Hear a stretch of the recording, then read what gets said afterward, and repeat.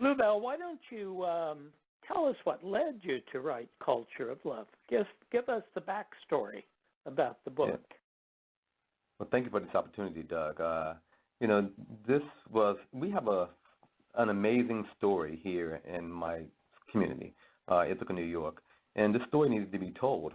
But more so than the story that's being told here about Ithaca, my life has been a pretty interesting story. So we wanted to take an opportunity just to reflect, share some thinking, but sort of document a professional and a personal journey that is inspiring folks all over the country, and most importantly, contributing to some significant achievements for young people that live here in our own community.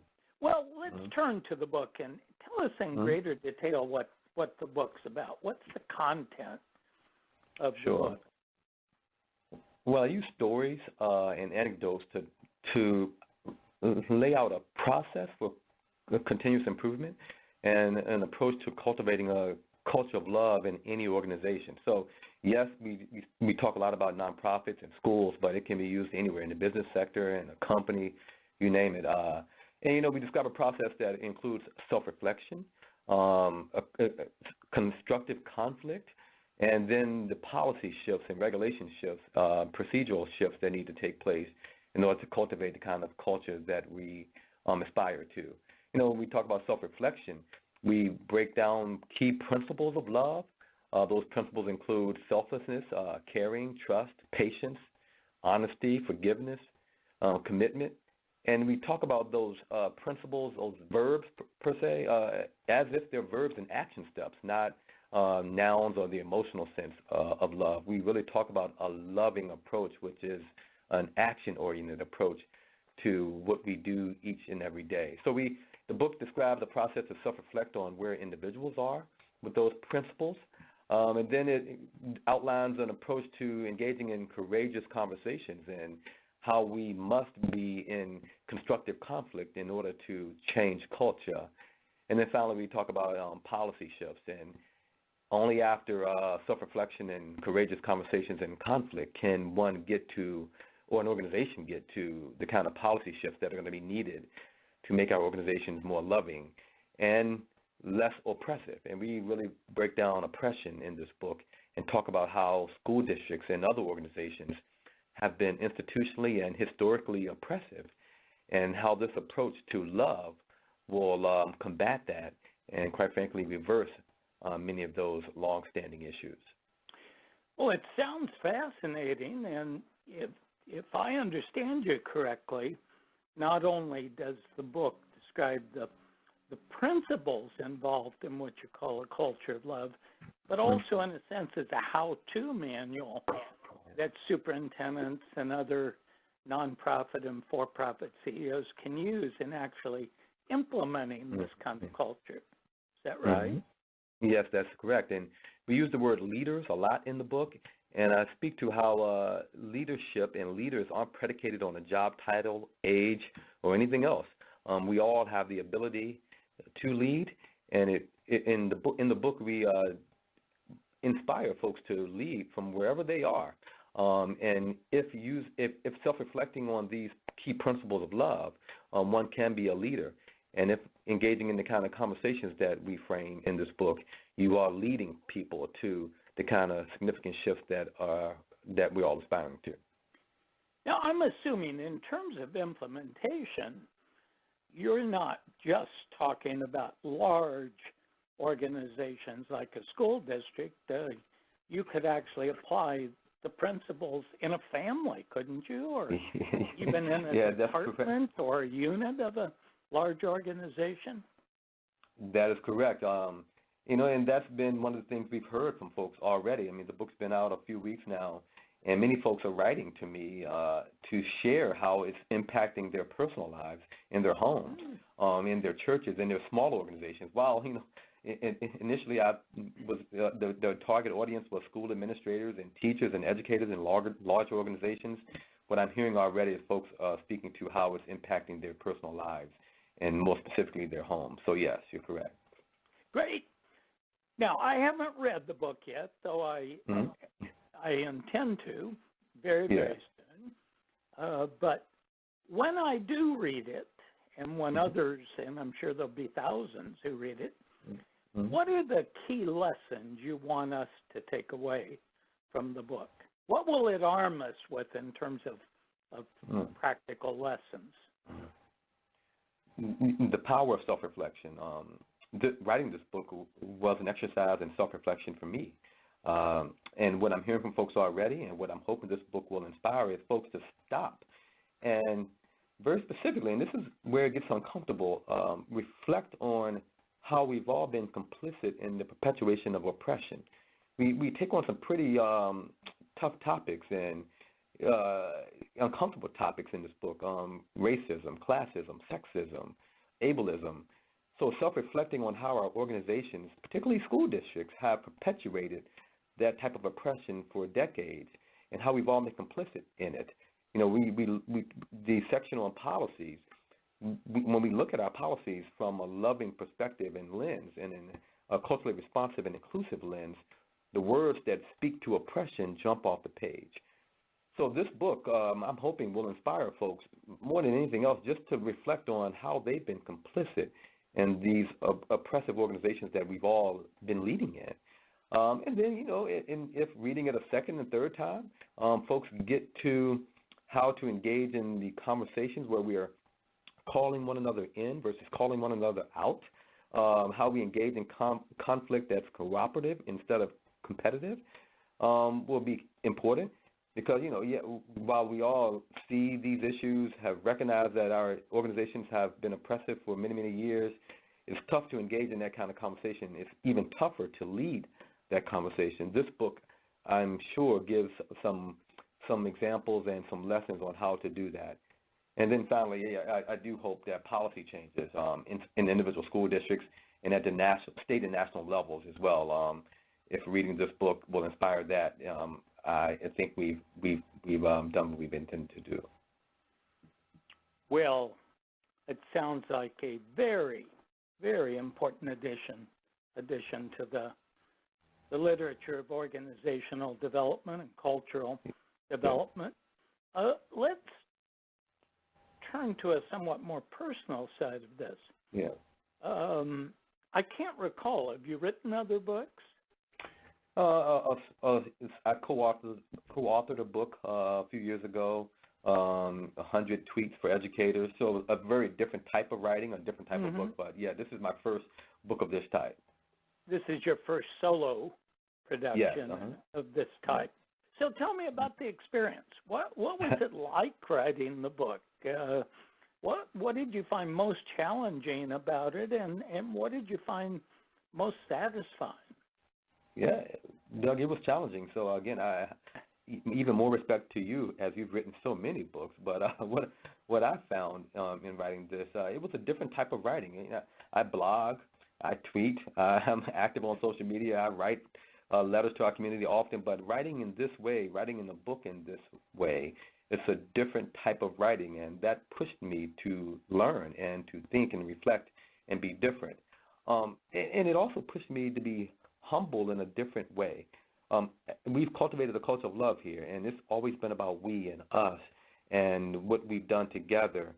In writing this book, and the publisher pushed me on it a lot, telling personal stories and talking about what I as a leader did specifically, giving those very specific examples, it pushed me to use the word I more so than I've ever done before. So when it made me uncomfortable to talk about myself and the work that I've done.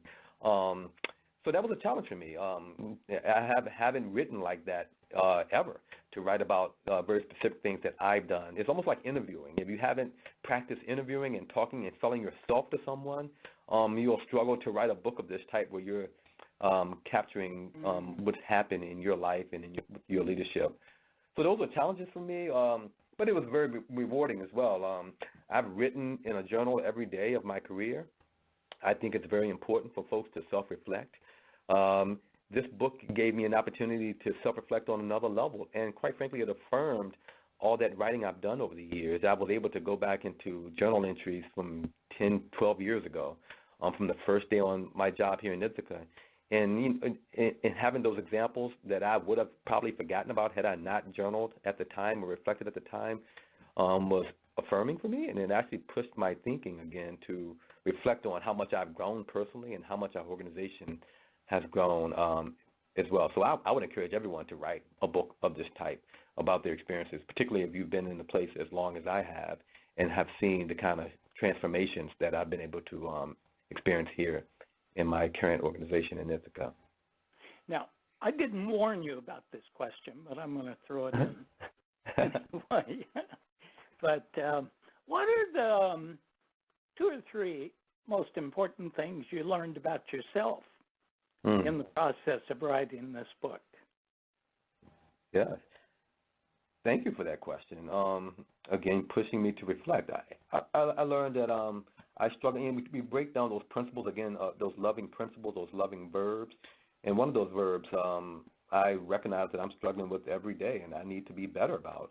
I need to be better about all of them, but particularly around forgiveness.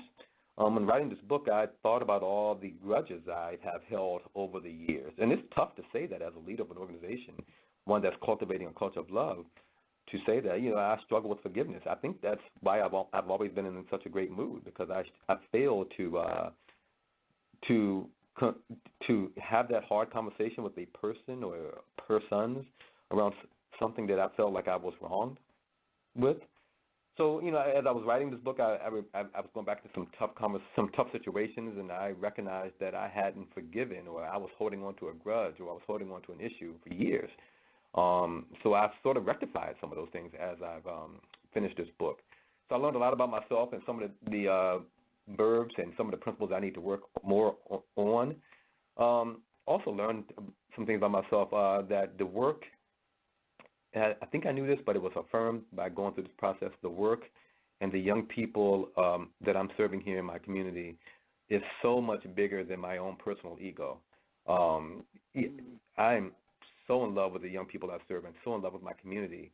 Writing this book affirmed that for me, and helped me recognize how the work and my love for young people is much bigger than anything else I can think of, and particularly much bigger than myself. I'm asked all the time, how long will you stay in Ithaca? How long will you be a superintendent? And I respond with, and after writing this book, I'm even more committed to this. I'm going to stay as long as the community wants me to, because the work that we're about is huge. And it's so much bigger than my own personal ego or my wishes to do something different or my wishes to be in a bigger job or to make more money. So anyway, this book helped, quite frankly, affirm my commitment to the young people and community I serve. What did you find most challenging about the writing process? Yeah. Did you encounter any difficulty, or was it just a smooth? Yeah, no, it was not easy. Again, the actual writing a book and sitting down and writing in this way, writing for an audience that's just broad, was different and challenging. So to write in that way was challenging. And again, to talk about myself was challenging. But I would add the time. I work probably 60, 70 hours a week. I'm a dad to 2 babies. I'm doing a lot of other community work.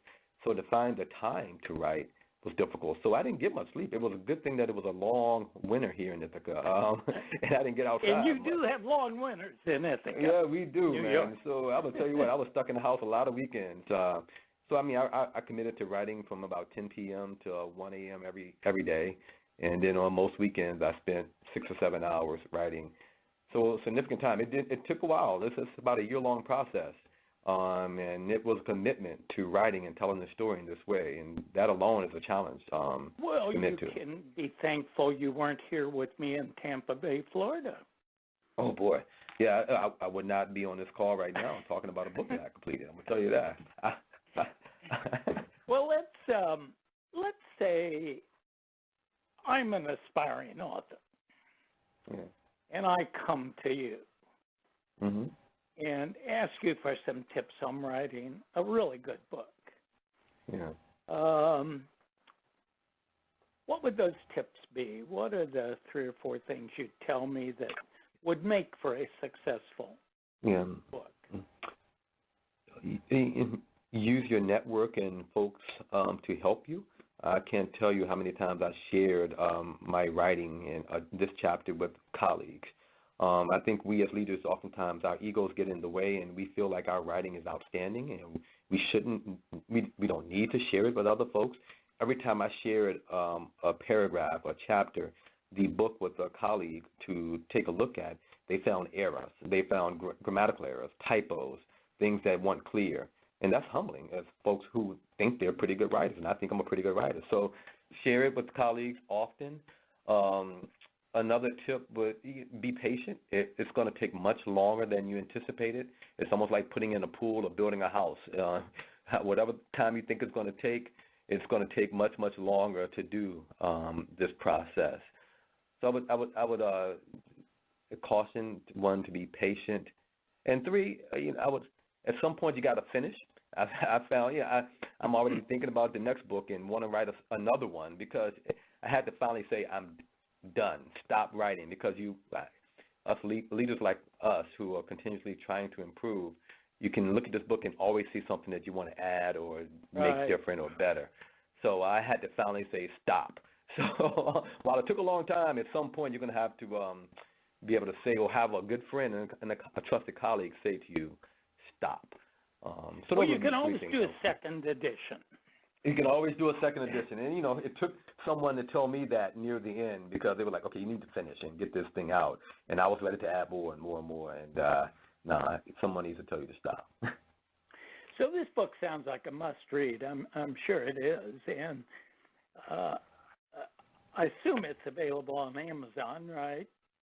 Yes, it's available on Amazon, and you can go to my website, LuvelleBrown.com, and you can order it from there as well, LuvelleBrown.com. So both places. In Amazon, you can get it within a day. Great. Well, Luvelle Brown, you're one busy fellow. I've known you for quite a while, and I know that taking the time to do this podcast with the schedule you have wasn't easy, and I want you to know I really appreciate you taking the time.